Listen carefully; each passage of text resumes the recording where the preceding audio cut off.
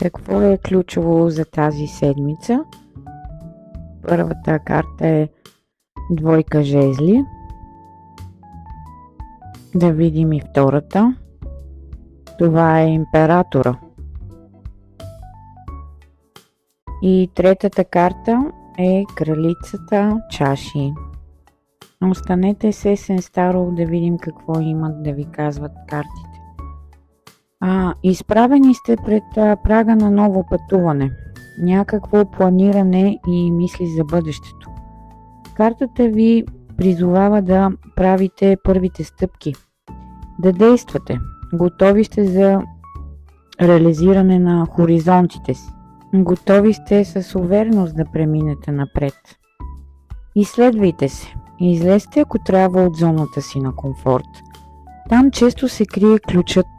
Напомня ви се, че израстването често идва от навлизането в непознати земи. А сега да обърнем внимание и на втората карта – императора. Това е някакво налагане на граници. Време е да поемете контрол и дисциплинирано да подходите към дадени обстоятелства. Помислете си в кои области е необходим ред и вашата самоувереност. Въпреки че се подкрепя лидерството, действията ще имат нужда от баланс.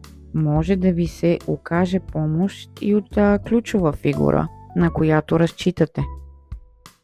И с третата карта, кралица чаши, ви призовавам към мъдрост.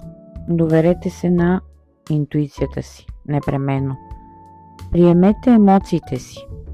Сега е време да бъдете съпричастни към себе си и към това, което ви казва сърцето. Слушайте се в вашия вътрешен глас. Подхождайте към ситуациите с добро и отворено сърце.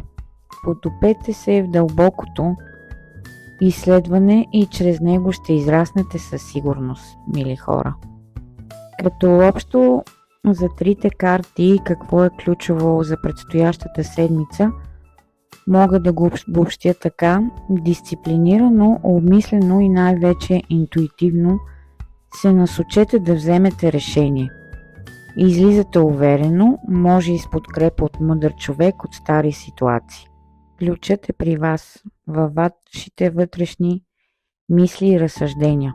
Разгърнете емоциите си и крачете смело напред.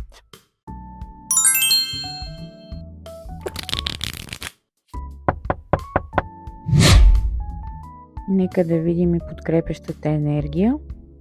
Това е пеперудата. Значи баланс.